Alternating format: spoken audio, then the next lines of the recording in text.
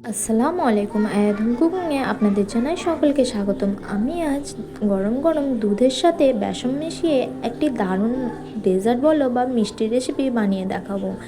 এই বেসনের মধ্যে দুধ মিশিয়ে যে এত সুন্দর একটা মিষ্টি বা ডেজার্ট বানানো যায়, আশা করি না দেখলে বুঝতেই পারবেন না। বড় বড় দামি দামি মিষ্টিকেও হার মানিয়ে দেবে এই মিষ্টির রেসিপিটি। তবে চলো দেরি কিসে, রেসিপিটি তৈরি করা যাক। তৈরি করার আগে অনুরোধ জানাই, রেসিপিটি ভালো লাগলে প্লিজ লাইক কমেন্ট শেয়ার করে যেও। আর যারা আমার চ্যানেলে নতুন, চ্যানেলটিকে সাবস্ক্রাইব করে পাশে থেকো। দেখো, প্রথমে আমি একটি ফ্রাই প্যান বসিয়ে নিয়েছি, তার মধ্যে দিয়ে দিচ্ছি 1 টেবিল চামচ পরিমাণ ঘি। তবে এখানে ঘিয়ের বদলে আপনারা চাইলে তেল দিয়েও বানিয়ে নিতে পারেন। তবে ঘিটা দিলে কি হয়, খেতে ভালো লাগে বেশি, স্মেলটা খুব সুন্দর আসে, তাই ঘিটা ইউজ করছি। ঘিটা মেল্ট হয়ে আসলে দিয়ে দেবো 4 চামচ পরিমাণ বেসন। এখানে যে কোনো কোয়ালিটির বেসন নিয়ে নিতে পারো। এখানে বেসনটা 4 টেবিল চামচ পরিমাণ নিয়েছি, তবে তোমরা চাইলে আরও বেশি করেও নিয়ে নিতে পারো। তাহলে এখানে ঘির পরিমাণটা আরও একটু বাড়িয়ে দিতে হবে। এবার দেখো, বেসনটা খুব ভালোভাবে লো ফ্লেমে ফ্রাই করে নিতে হবে, যাতে বেসনের কাঁচা গন্ধটাও চলে যায় আর কালারটাও চেঞ্জ হয়ে আসে। এইভাবে করে ফ্রাই করে নিতে হবে, গ্যাসের ফ্লেমটা একদম লোতে রেখে।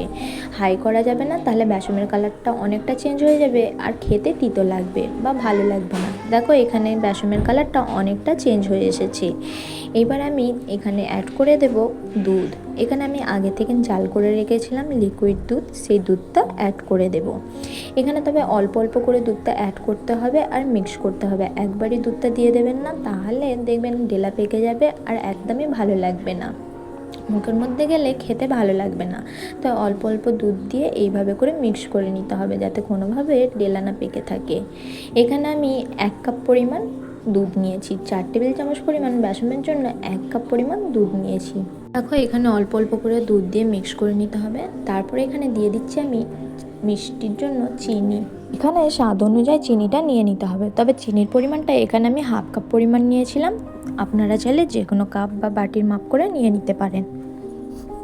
এবার চিনিটা ভালোভাবে মিক্স করে এটা একটি ডো তৈরি করে নিতে হবে, বা যখন দেখবে এইভাবে করে প্যানটা ছেড়ে আসছে, তখন বুঝে নিতে হবে এটা পারফেক্টভাবে হয়ে গেছে। এর থেকে বেশি আর রান্না করব না।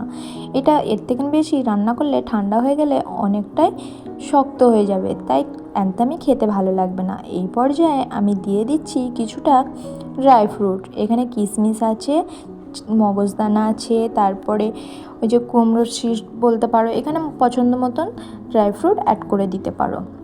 এবার আবারও ভালোভাবে মিক্স করে আমি গ্যাসের ফ্লেমটা বন্ধ করে ঢাকা দিয়ে 5 মিনিটের জন্য রেখে দেবো ঠান্ডা হওয়ার জন্য। অন্যদিকে একটি কেক টিন নিয়েছি। কেক টিনের মধ্যে যে র্যাপার পেপারগুলো হয়, সেই র্যাপার পেপার নিয়ে নিয়েছি অল্প একটু, আর এইভাবে করে কেক টিনের মধ্যে লাগিয়ে নিচ্ছি। তবে এটা করাটা পুরোপুরি অপশনাল, আপনারা চাইলে এমনিও খেয়ে নিতে পারবেন, তবে আমি একটু শেপ দিয়ে এটাকে তৈরি করব।